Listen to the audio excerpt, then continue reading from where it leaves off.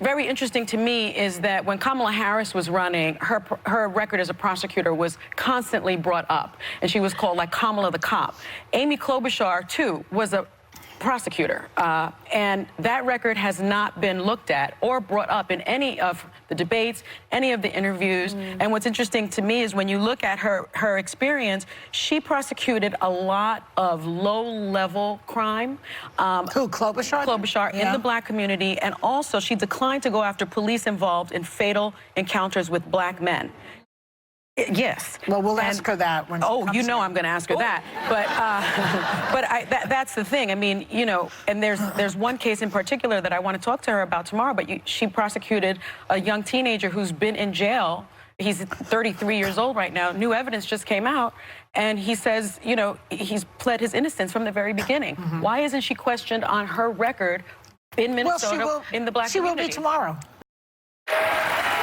We're back with Senator Amy Klobuchar. Senator, this is Sunny.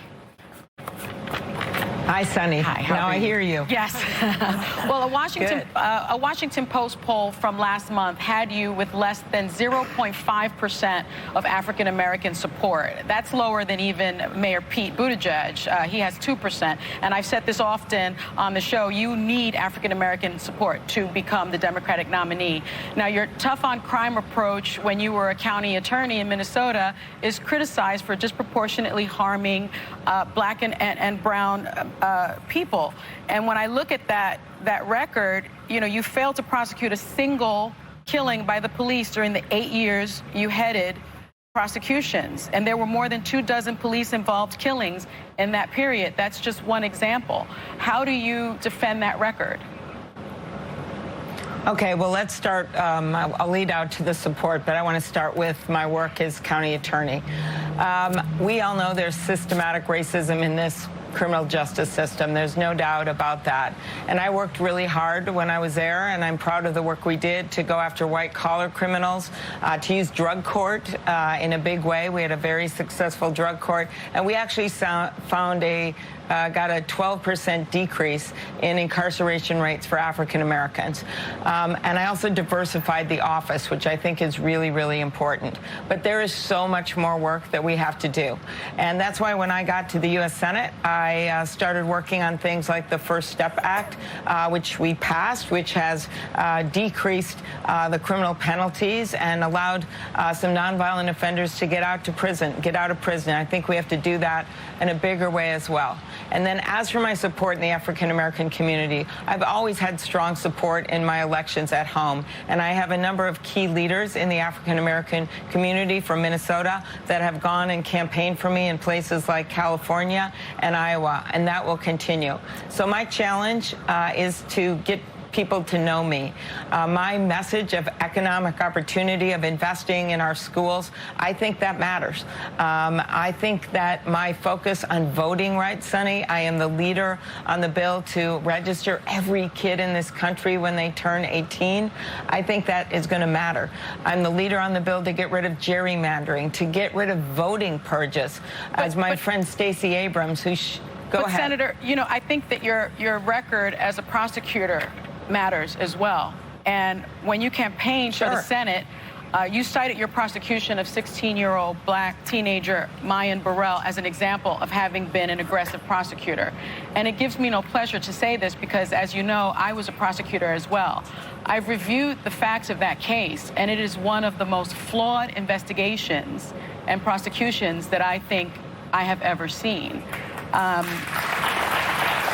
When you look at it, you have your homicide detective on tape offering informants $500 a piece for names. When I looked at it, I also saw that Mr. Burrell's alibi witnesses were not looked at.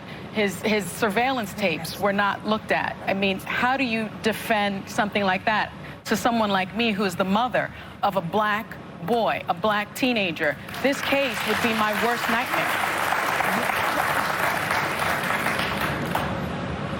Well, Sonny, I'll start with this. I've been very clear. All of the evidence needs to be immediately reviewed in that case. The past evidence and also any new evidence that has come forward, I've called for that. And I think you and I both share that background. And I have always believed that a job of a prosecutor is to protect the innocent and convict the guilty. But protect the innocent has to be key.